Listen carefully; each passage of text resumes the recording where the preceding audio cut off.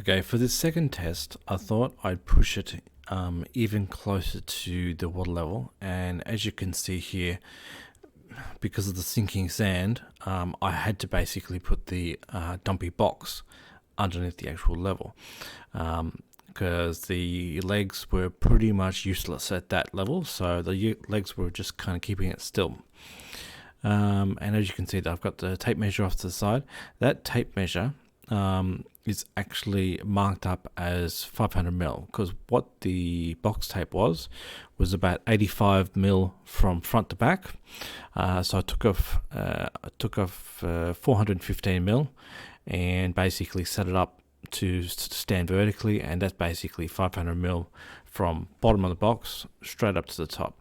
And that box tape was sitting roughly in the water because the waves would come up and just touch it every single time. So I risked a rusty tape to make sure that I could get that right. As you can see here, you can see that the crosshair is roughly at about the 92 to 93 millimeter mark, down from the top. And so when you're basically coming down from 500 mil, you're basically coming to 407 millimeters.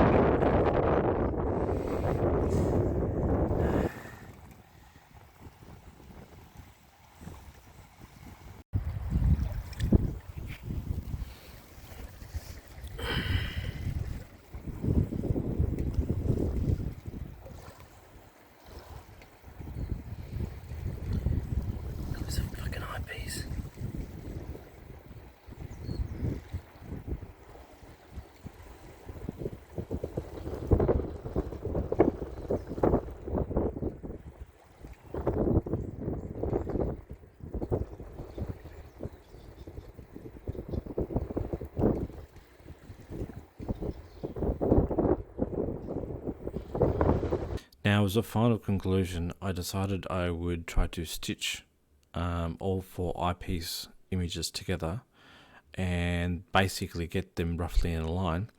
And this here is the result. As you can see, when you look at it, you can see that the ship's obviously gaining in size.